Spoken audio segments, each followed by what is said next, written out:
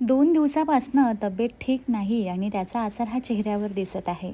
तर तब्येत ठीक नसल्यामुळे ना थोडं जास्त कमजोरी वाटते आहे.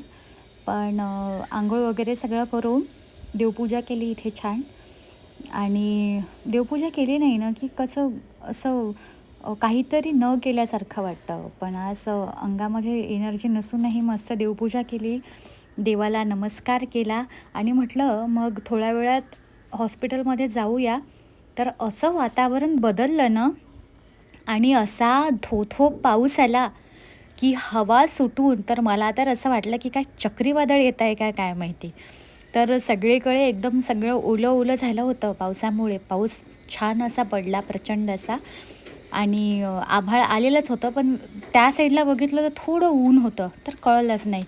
तर संध्याकाळपर्यंत थांबले मग आणि संध्याकाळी दवाखान्यात गेले, डॉक्टरांना दाखवलं, त्यांनी औषध गोळ्या दिल्या आणि उन्हाळ्यामुळं सध्या स्वतःची काळजी घ्यावं त्यांनी हेच सांगितलं. आणि मग त्यानंतर घरी आल्यानंतर छान मस्तपैकी तरी दमलेली मी होतीच, माझा चेहरा बघू शकता तुम्ही. तर घरी आल्यानंतर स्वयंपाकाची तयारी केली आणि इथे मस्त अशा चपात्या टाकल्या आणि अंगामध्ये ना प्राणच राहत नाही या उन्हाळ्यामध्ये. पूर्ण हातपाय असे गळून येतात आणि एवढा विकनेस येतो ना, की कळत नाही का एवढा विकनेस येतो.